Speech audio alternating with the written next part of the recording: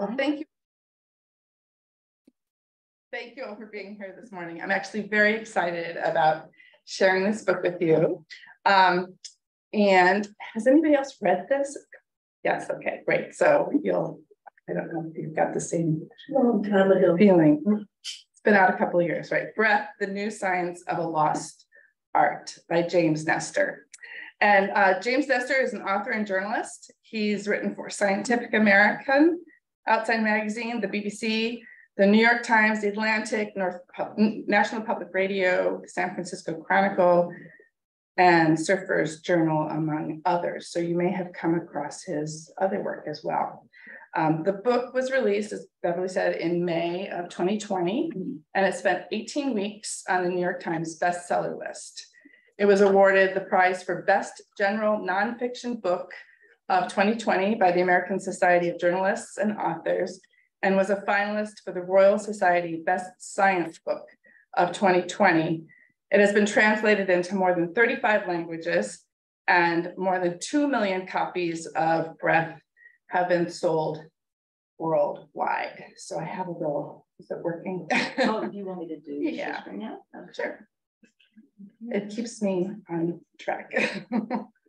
So that's the book. It has a pretty cover with the lungs. And if we go on to the next one, there's a summary. I summarized the book with after suffering a host of respiratory problems that did not respond to medical treatments or diet, James Nestor entered a Stanford University experiment that involved spending 10 days breathing with his nostrils plugged and another 10 days with his mouth taped shut. The results were eye-opening and sent him on a 10-year journey of traveling, research, and self-experimentation as he followed the clues linking breath to health. He explored a million-year-long history of how we came to think of breathing as a passive action and why we are suffering from a long list of illnesses because of it.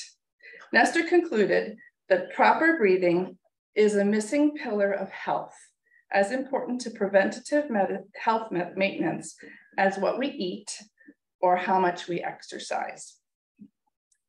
So I was introduced to the book by my 7th grade student and her mother. They were listening to the audiobook version on their commutes and enthusiastically recommended this book to me.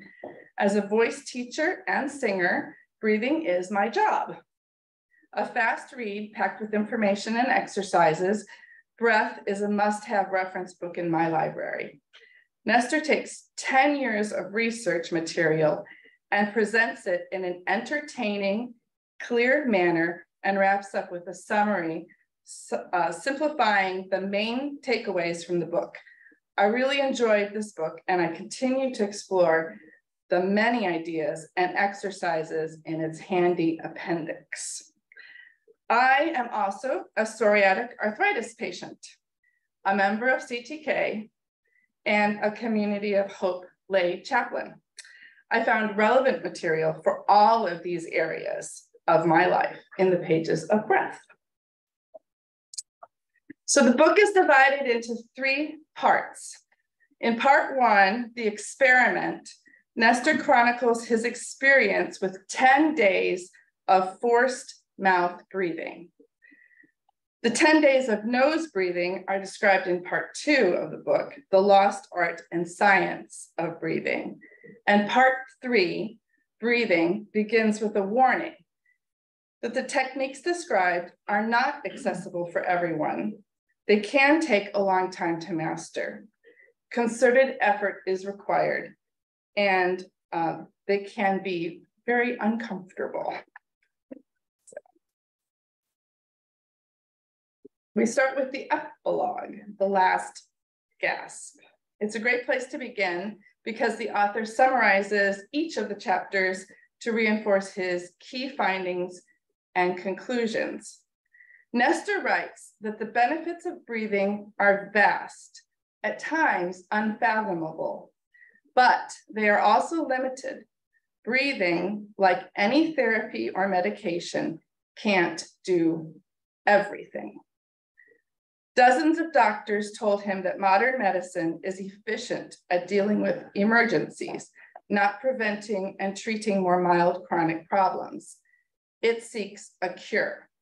And we heard a wonderful presentation about all of that from Linda Shoney's review last week. I think that drive for the cure or the solutions. Breathing techniques are best suited to serve as preventative health maintenance. 30 pounds of air passes through our lungs each day. Our cells consume 1.7 pounds of oxygen daily. Breathing better, Nestor reports, means applying 6 habits. And the first is shut your mouth. Chronic mouth breathing is terrible and puts the body under physical and mental duress.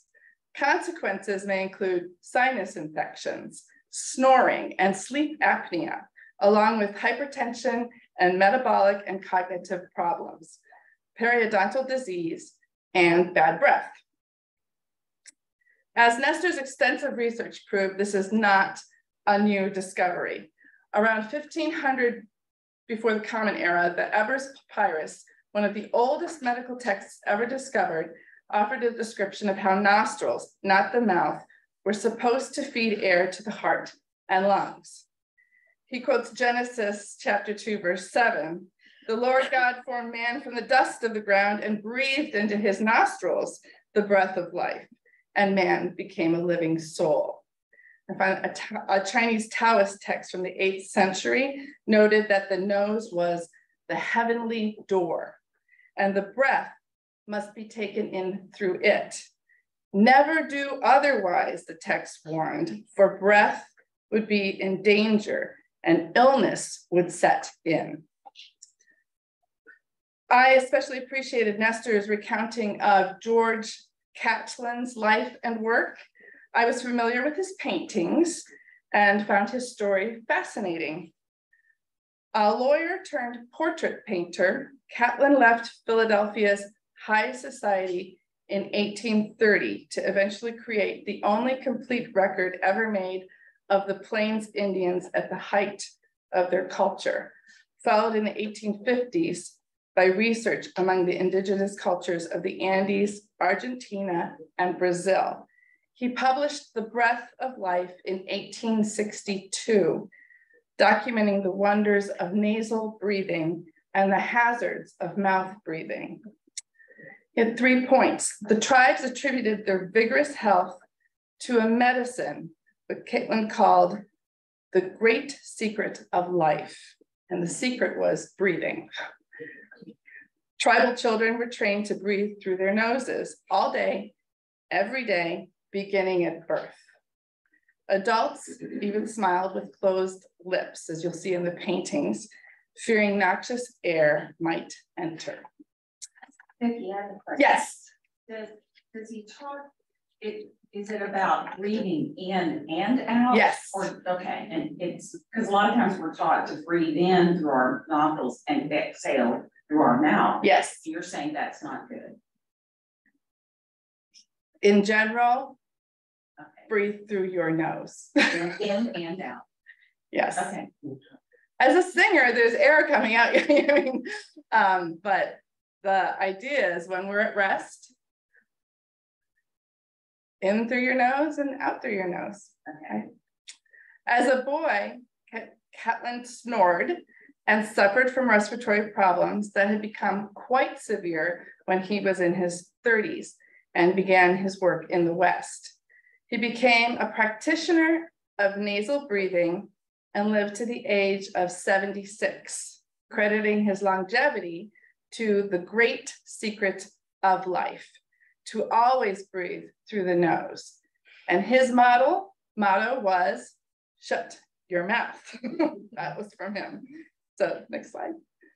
It says, breathe through your nose. We'll try to get more specific about all of this as he goes on. Nose breathing reduces blood pressure, raises carbon dioxide levels, and normalizes heart rates. Within 2 days of applying mouth tape, the author's snoring ceased. and the bacterial infection in his nose cleared up without treatment. His performance on the stationary bike increased by about 10%.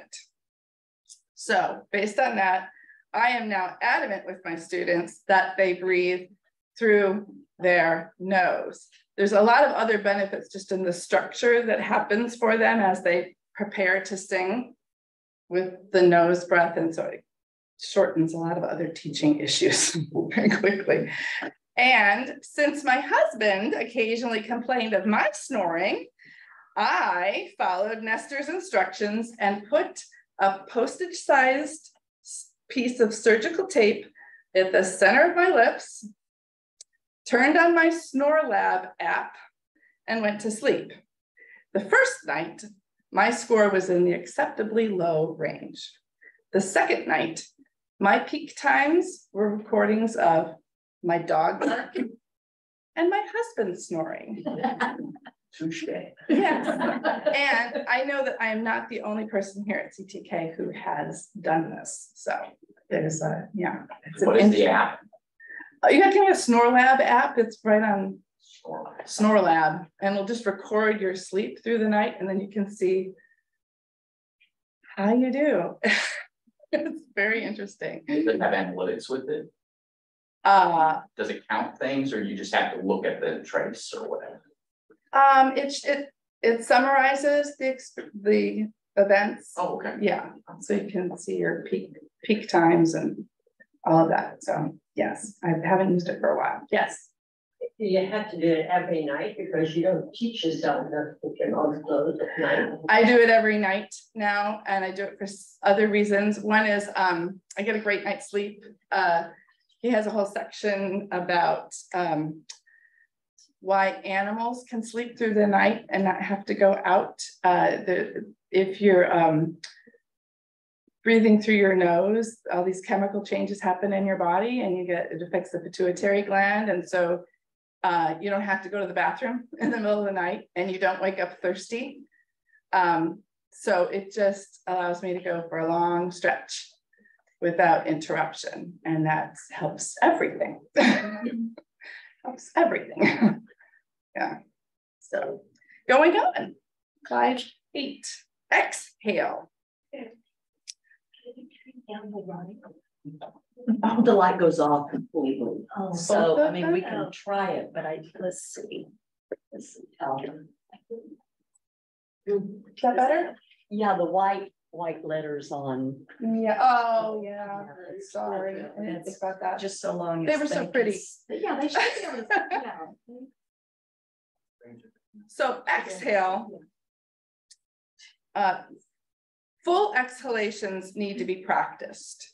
One of the first steps in healthy breathing is to extend these breaths, to move the diaphragm up and down a bit more, and to get the air out before taking a new breath in.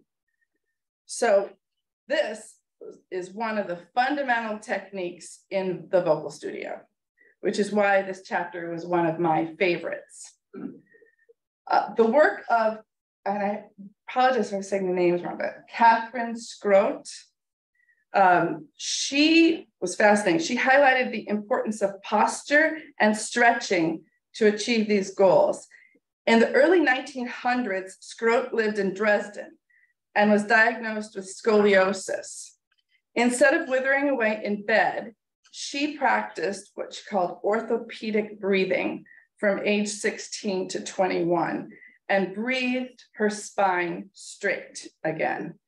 She spent the next 60 years bringing the technique to hospitals in Germany and beyond.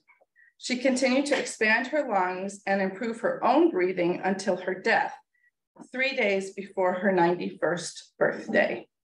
And that's a picture of some of the patients that she worked with.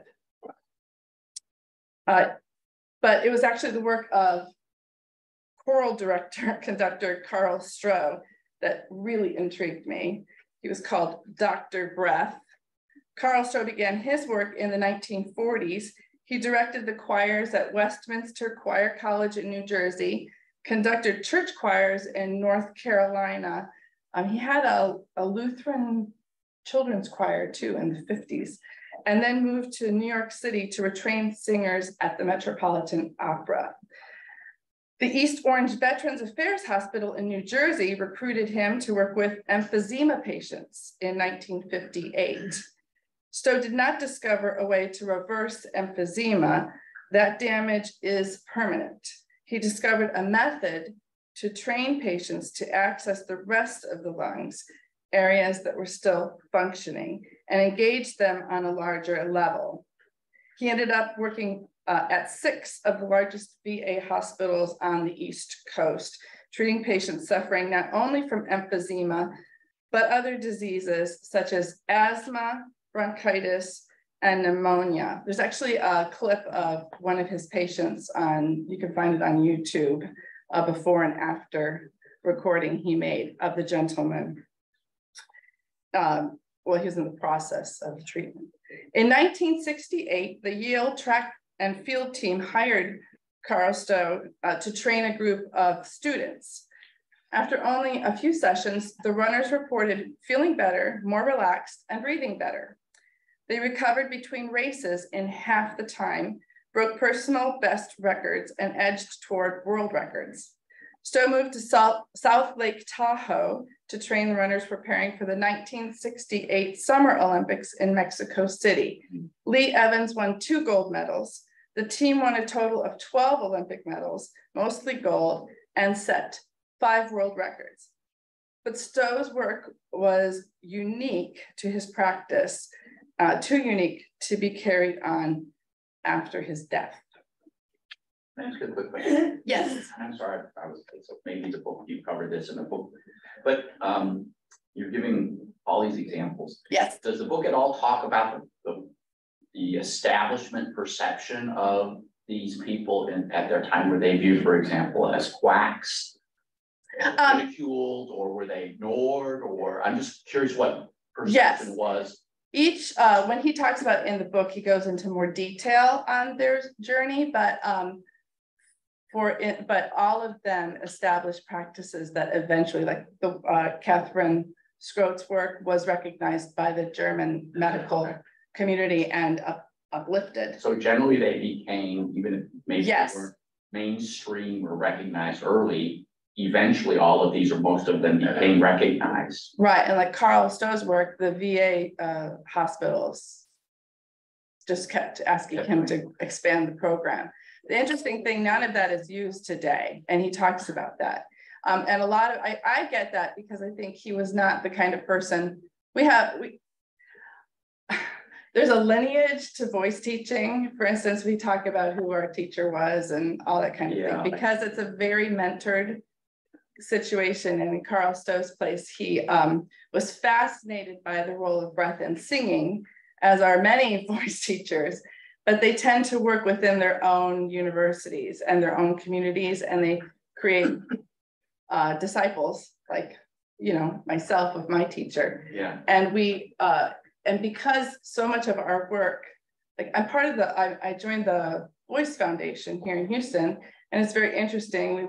Before the pandemic, we would have meetings with otolaryngologists in the medical center, and voice teachers would come together because during the early part of my career, we were really looking at the old adages about singing and putting them in context of the new science. And people were using a lot of X-rays and computerized analysis of vocal tone to graph sound and use the computer to sort of identify what it was that we were seeing as a beautiful, healthy tone.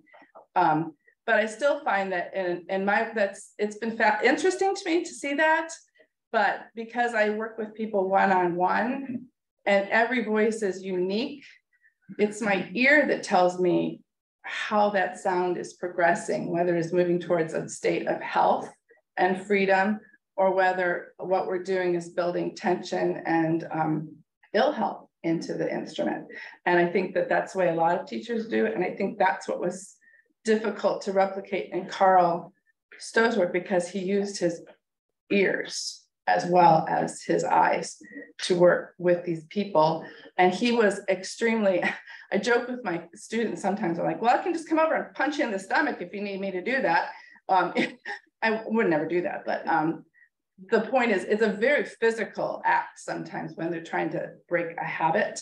And somebody said watching him work with some of these people was really uncomfortable. It was something that they would never have been felt qualified to do. But he knew what he was doing, how far he could do it, and it was very effective, I think. So does that help?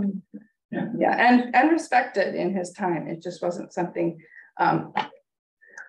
you can go online and you can find all these teachers and they have little endorsements, like their little method, and it's become a very marketed thing. I deal with students all the time who try to take lessons with someone virtually online who's certified, and you want the stamp of approval, and it just doesn't work that way. Anyway, so yes. When you're Jim, sorry.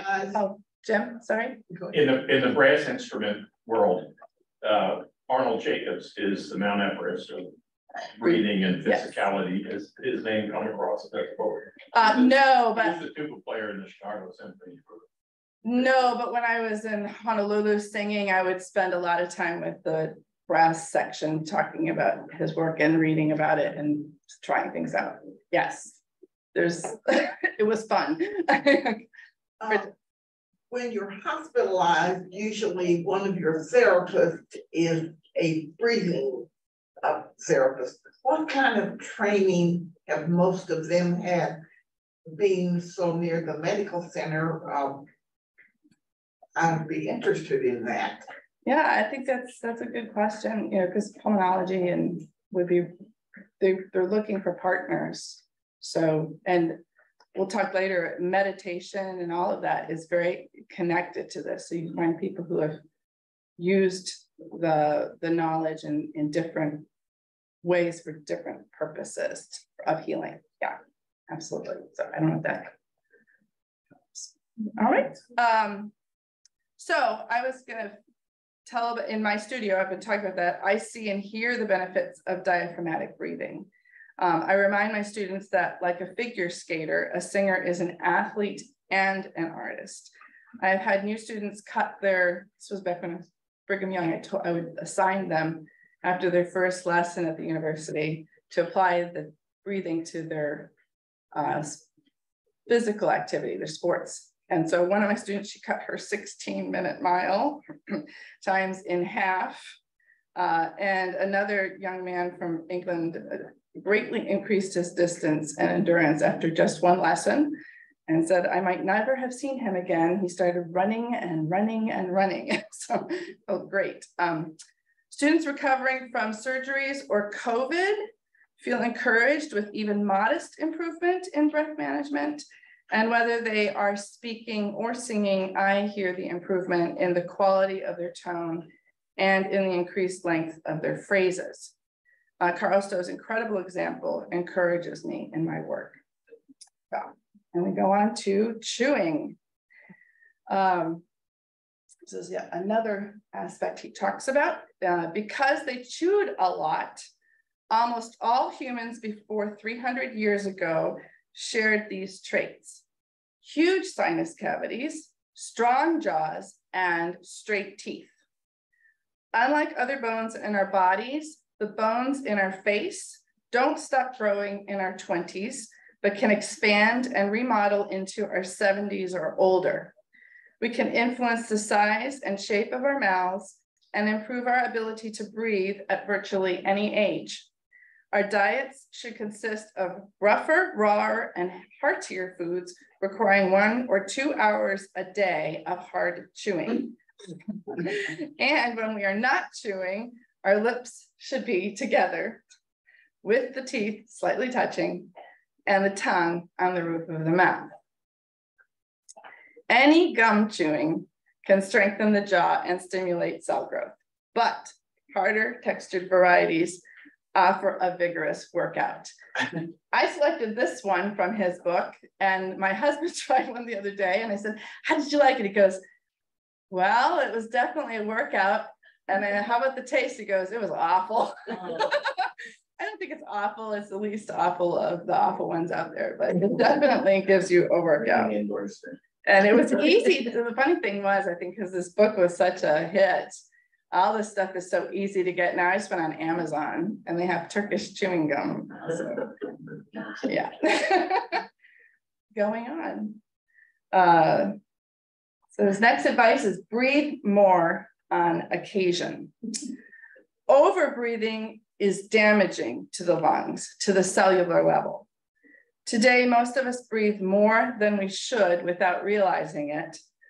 Willing yourself to breathe heavily for a short, intense time can be therapeutic. Techniques like tumo stress the body on purpose. Conscious, heavy breathing teaches us to be the pilots of our autonomic nervous system and our bodies, not the passengers. So when I was reading this book, the Institute for Spirituality and Health sent an email invitation to attend the workshop, Discover Your Inner Fire, the Wim Hof Method. You can see it in WHM, the Wim Hof Method. I immediately signed up with my son, Mitchell. We spent one Saturday morning in February learning the Tumo method of breathing, followed by a 2-minute soak in a horse trough filled with ice from Buc-ee's. Beginning that day, and on most days that I practice Tumo, I suspend my breathing for approximately 2 minutes. I only practice though when someone is at home. Yeah, that was very interesting. The next step, so that's Mitchell. That was our day in February. So hold your breath. Unconscious breath holding results in sleep apnea and email apnea, both of which can cause or contribute to hypertension, neurological disorders, autoimmune diseases, and more. Conscious breathing, practiced by the ancients and revivalists, can work wonders. Ancient Romans soaked in thermal baths and absorbed the high levels of carbon dioxide through the skin. Thermal springs in the French Alps cured skin disorders like eczema and psoriasis. I think I need to go there, along with asthma and bronchitis.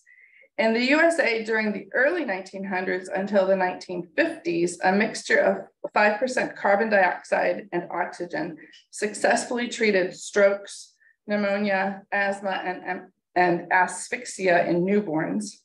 A blend with 30% carbon dioxide and 70% oxygen was the go-to treatment for anxiety, epilepsy, and schizophrenia, giving patients 30 minutes of a lucid, coherent state of being. Psychiatrists continue to study the links between chemoreceptor flexibility, carbon dioxide, and anxieties. The amygdalae govern perceptions of fear and emotions and also control aspects of our breathing. Communication between the chemoreceptors and amygdalae exchange information and adjust breathing every second of every day. Only when the body becomes overwhelmed by carbon dioxide would their chemoreceptors kick in and trigger an emergency signal to the brain to immediately get another breath. The patients reflexively start fighting to breathe. They panic. Their bodies adapt to avoid these attacks by constantly overbreathing in an attempt to keep their carbon dioxide as low as possible. Anxious patients may be experiencing a completely natural reaction. Anxiety may not be a psychological problem at all. If this is true, it could explain why so many things don't work for panic, anxiety, and other fear-based conditions, and how slow and steady breathing therapy does. So there's research going on currently with that. This is relevant to my work as I train students to handle performance anxiety. As a wind instrument, breathing is key to the quality of our performance. What is email apnea? It's a condition. People are realizing that when you're working at your computers, like writing email and thinking, a lot of people just end up actually holding their breath. They stop breathing. and they don't realize it, and it leads to all kinds of mental tension, stress, right? It's a contributing factor. So they're doing more research on that as well.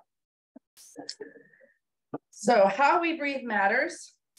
The perfect breath is breathe in for 5.5 seconds, then exhale for 5.5 seconds. That's 5.5 breaths a minute for a total of about 5.5 liters of air. You can practice this perfect breathing each day for a few minutes or a few hours. There is no such thing as having too much peak efficiency in your body. Can you set a metronome for as long as 5.5 seconds? You probably can. Actually, I was using my lap.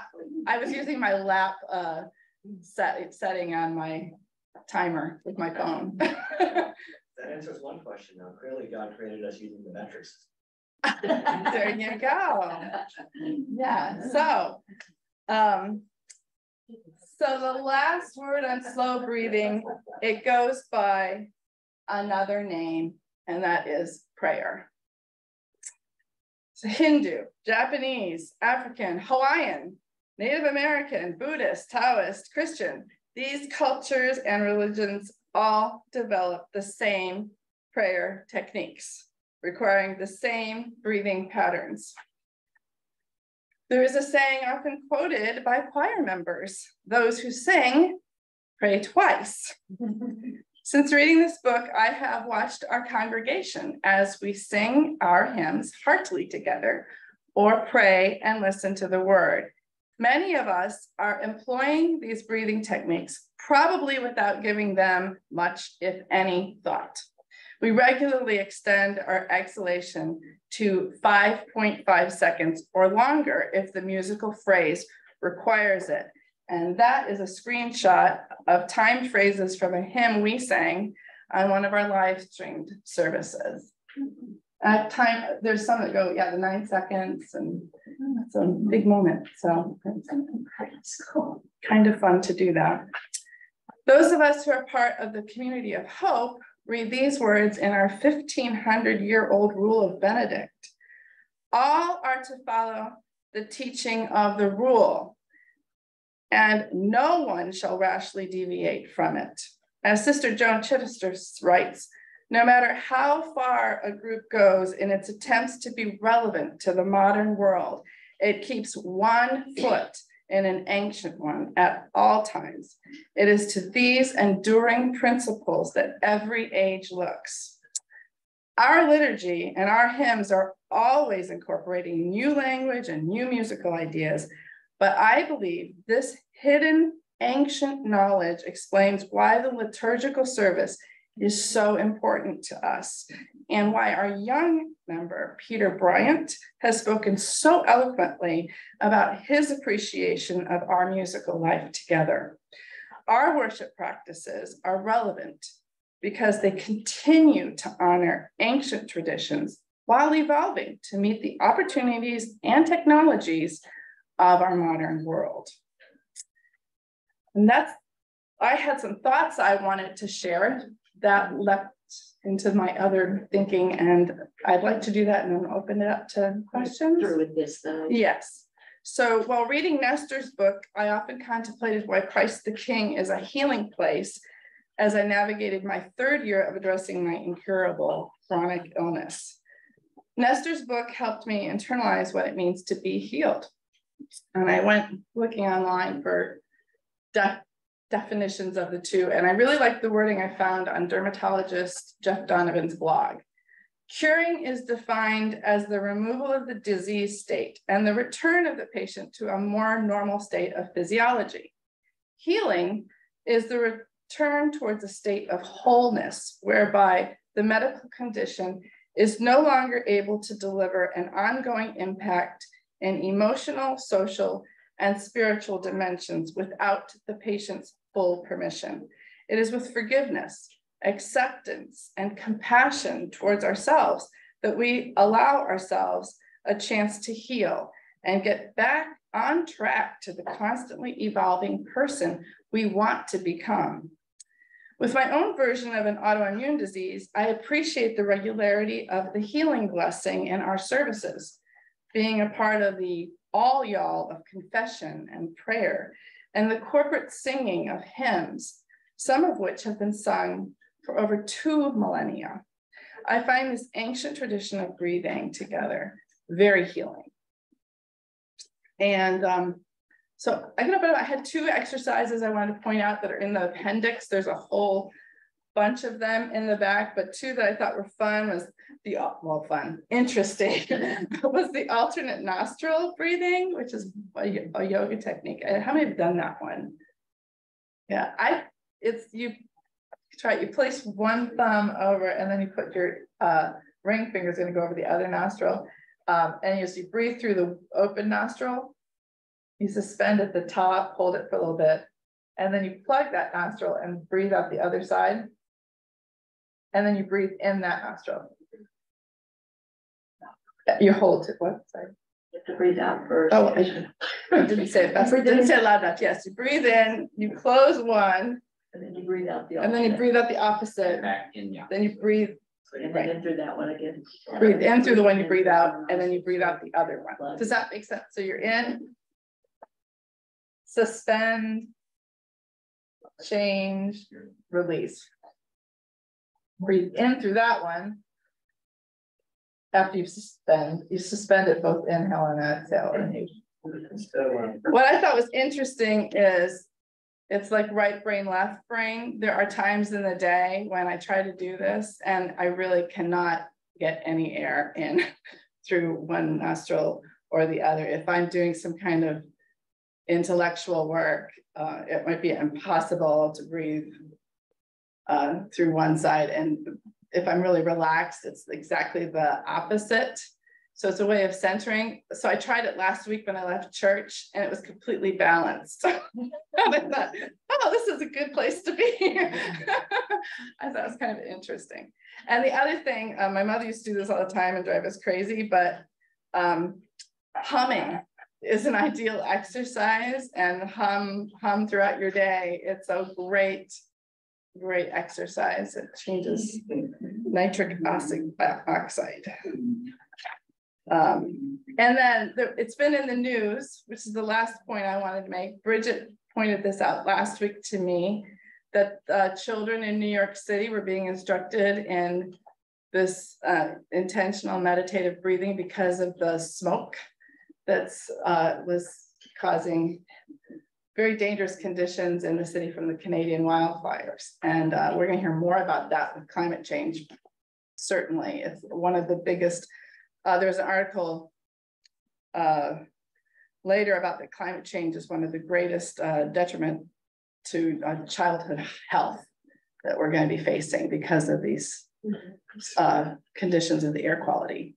But when she said that too, I went looking, and the New York Times also covered an article that Mayor Eric Adams has announced that all New York City public schools must offer 2 to 5 minutes of mindful breathing work each day during class next fall.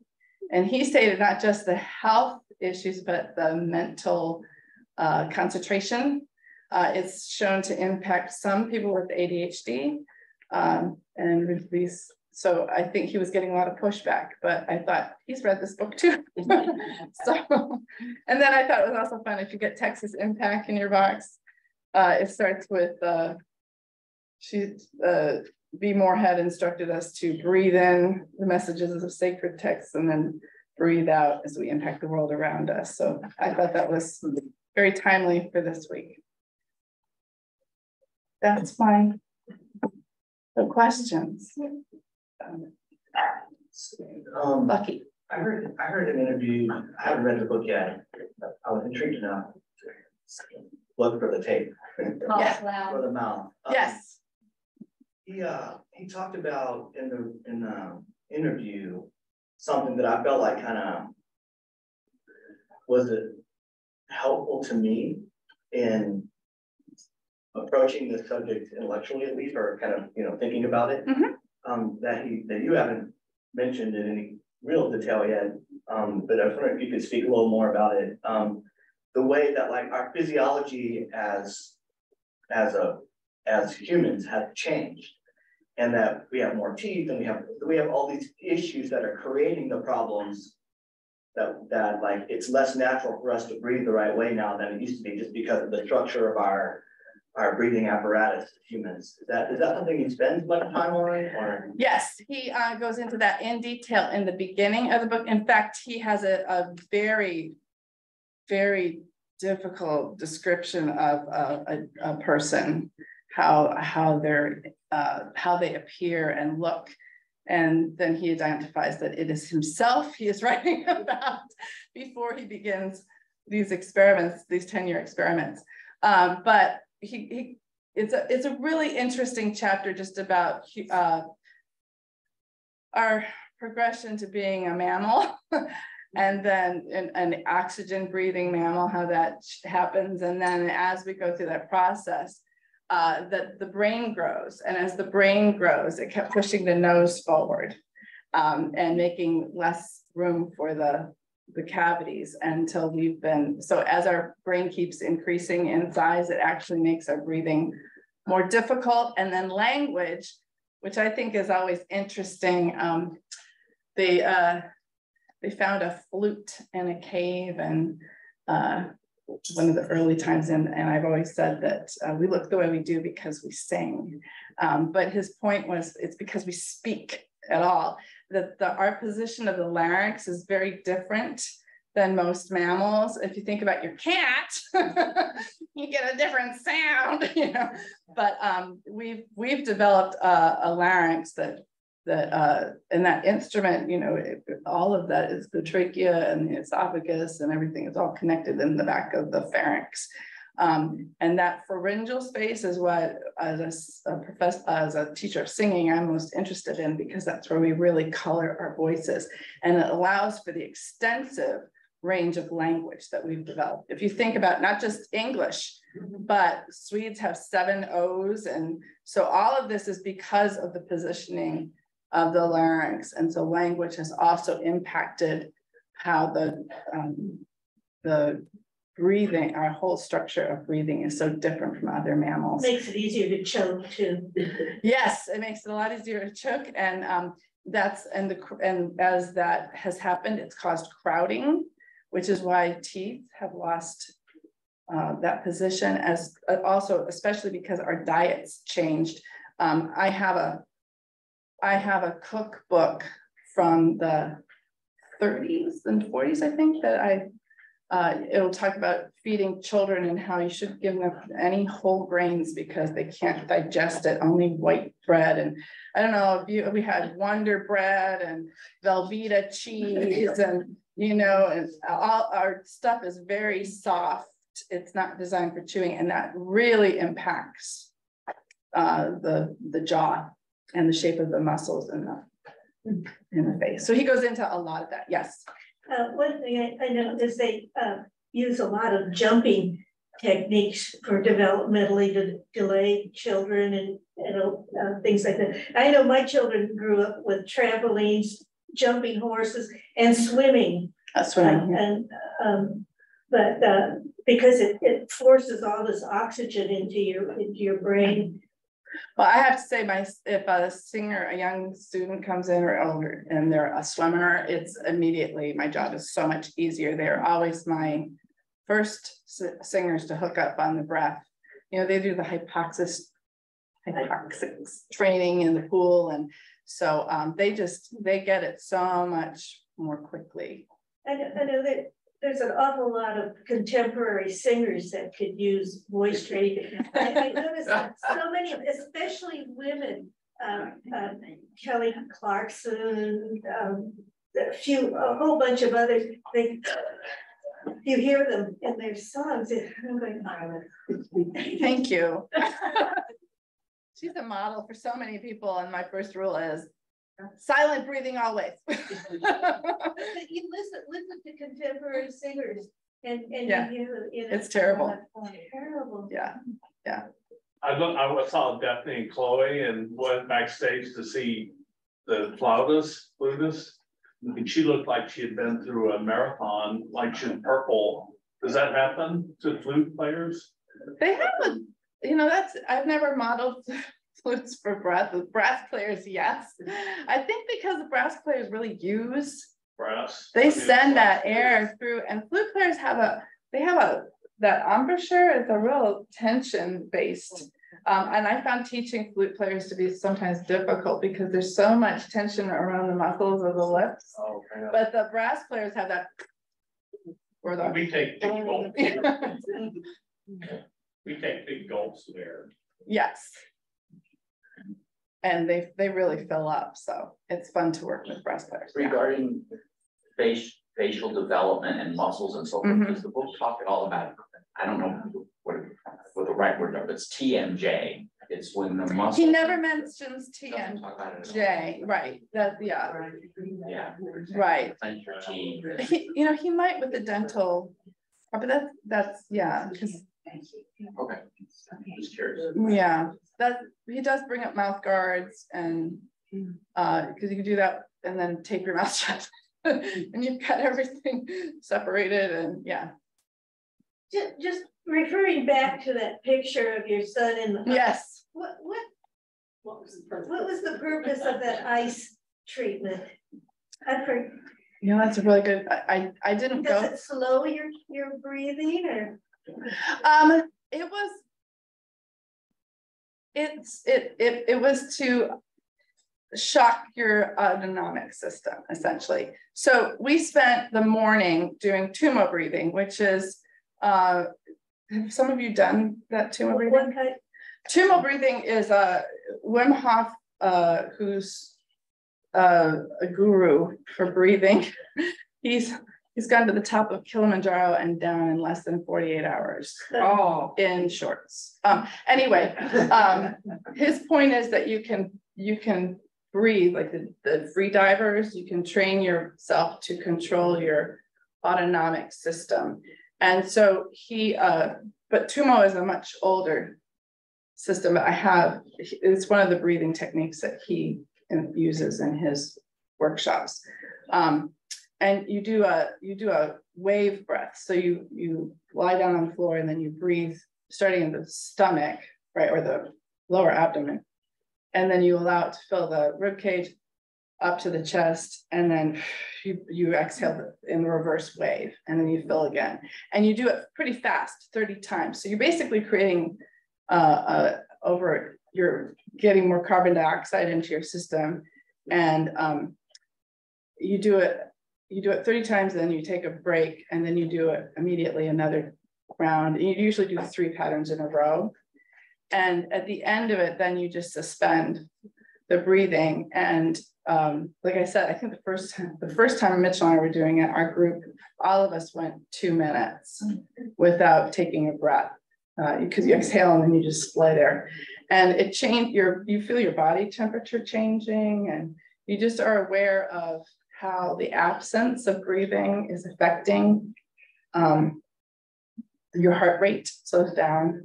And so it's a way they're training you to pay attention to these things. And that's how the free divers can do the 12-minute dives. They're monitoring essentially, I think, themselves, and they put themselves in this state of relaxation about it. So we did that, and then we went and did the ice bath. And that was where we were practicing using that breath to not feel the cold. I was the only person who changed colors. I think they didn't say anything, but I think they were really worried about me. Yeah. And then you get out and you do this force move, you kind of get your body going again. But I think I really changed colors, but I did it for the whole 2 minutes, and you just breathe through it because you're up to your neck in this ice.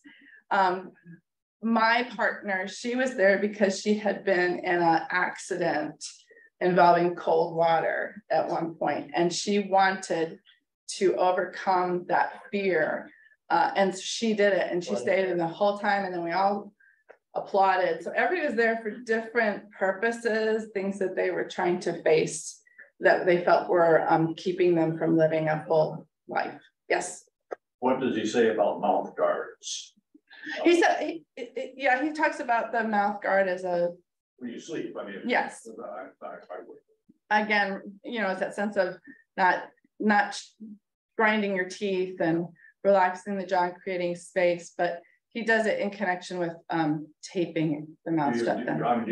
You can seal your mouth if you wear one. It's still possible. I do. I wear one because I thought I was grinding it. I don't know. I was worried about it at one point. I've been told that I do, so I accept the fact that I do, although I never am aware of it. But.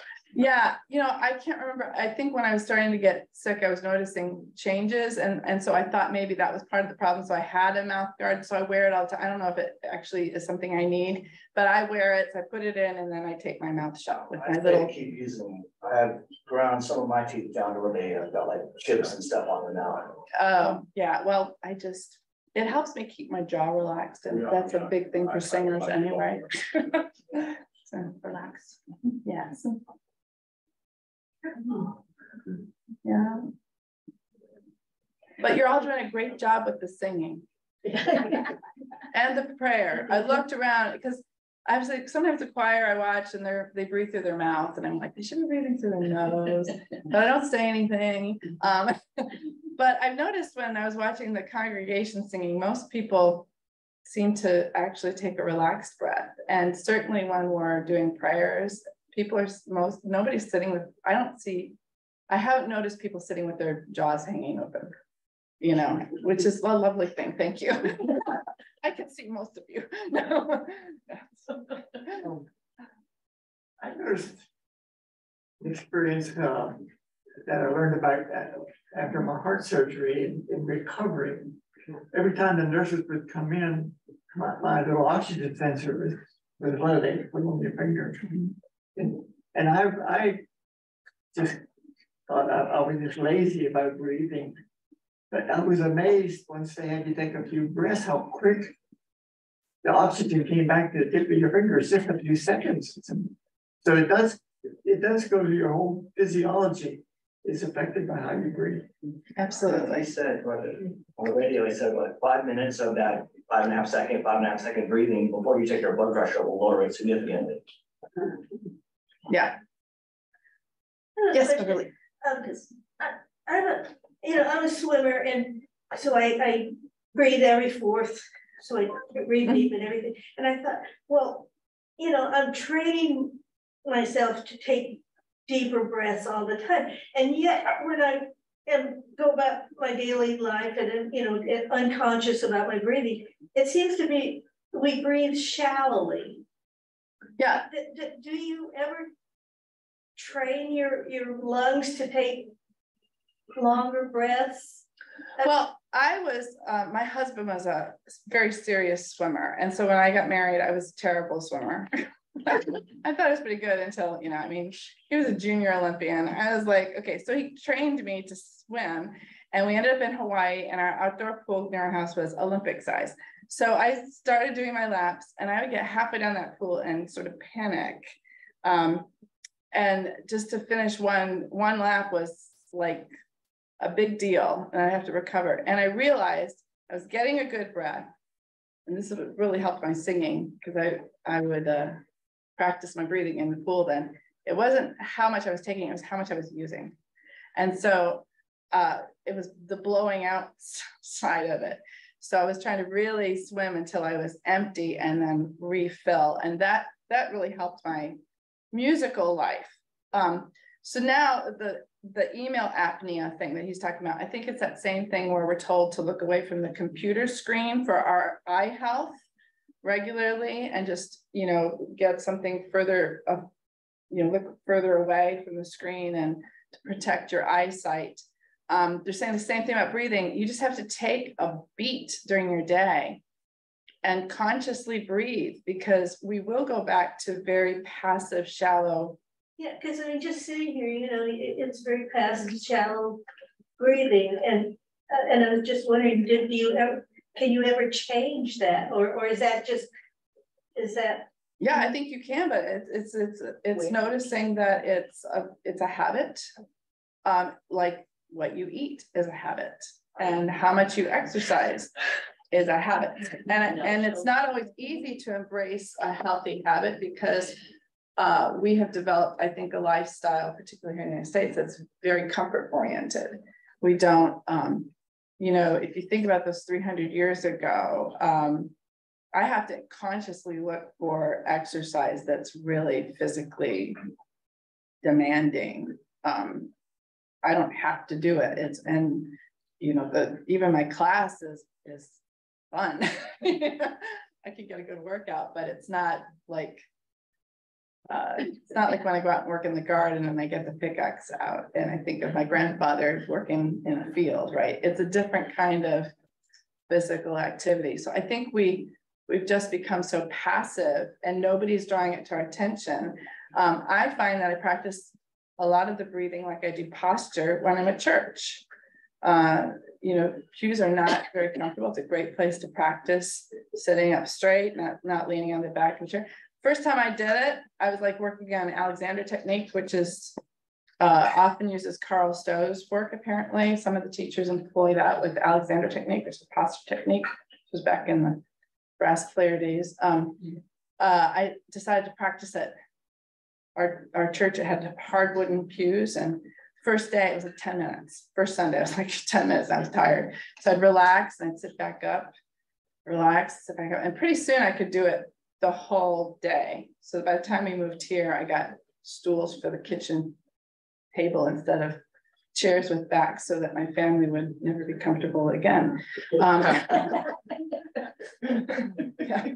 a lot of people just don't realize how posture affects you. Right? And that affects breathing, because if you're slumped over, your chest cavity is where if you're doing diaphragmatic breathing, that's why posture is always the first lesson in singing, because if you're breathing in and the first thing you're doing is lifting up to take that breath, you're not breathing diaphragmatically, you're fixing your posture.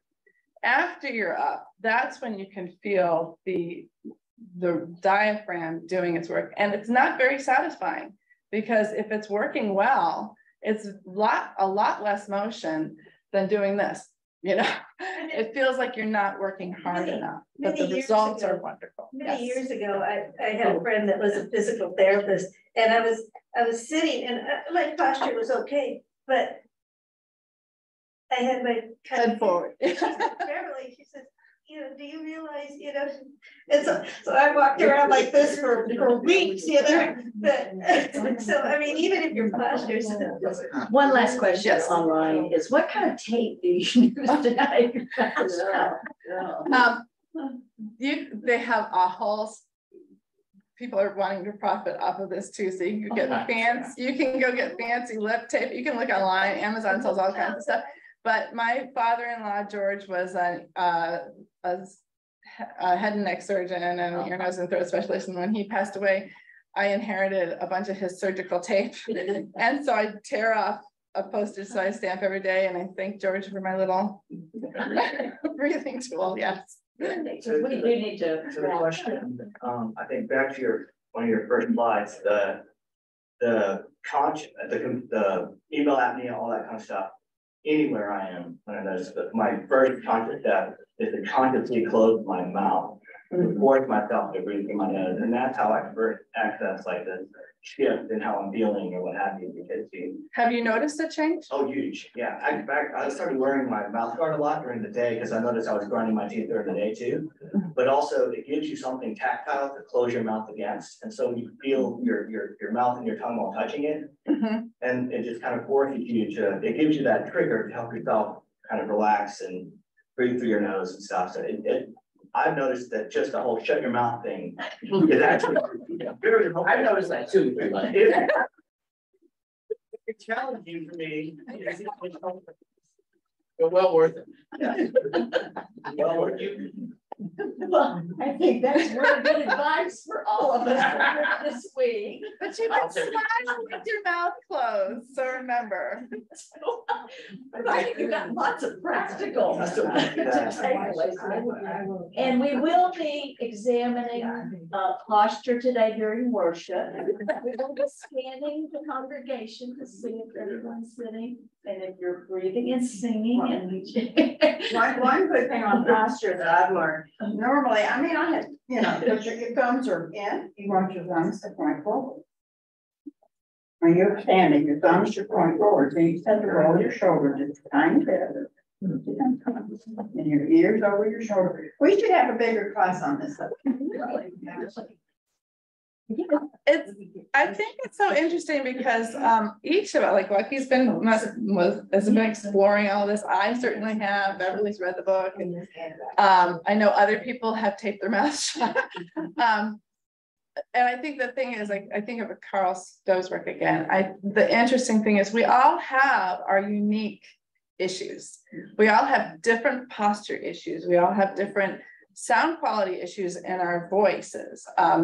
There's challenges we each need to address. And I think that's one of the reasons his work, for instance, was not necessarily picked up by anybody, because it is about you as a unique person. And these suggestions, if you start employing them, you tweak them and you experiment and you find what works. He was talking about self-experimentation. You need to you can get feedback from different people, but put it together so that you're having your most healthy life. So yeah.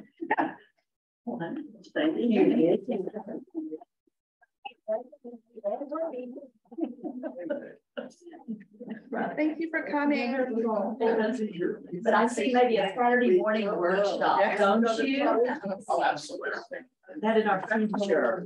Wonderful. Yes. Just a moment.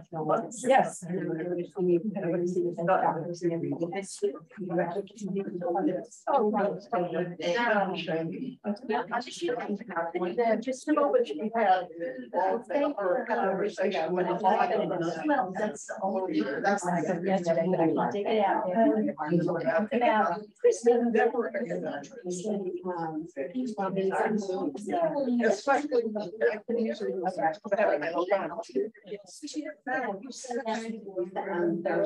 Oh, it's already ruining my life. See, next time, it's amazing. There's only one. How many people were remote today? Upstairs. Oh, remember exactly, because I don't, nobody else. Trying to pay more attention to. But I was Stuff that stable for occurs. something else. Yeah, it's small. Summer, Yeah, but if Yeah. they covered it, it's in some journals. And there was something else that we said, oh, well, and he said, oh, I broke it out for a long time, and then I just. Yeah. But I mean, the 10 that piece of thing. I mean, that's significant. That's real. It's definitely worthwhile. But I noticed, I have a different diet because my cook's for me, and so he's been really, he's like, we're gonna get more leafy greens, and I notice when I eat less of it, I just feel better. So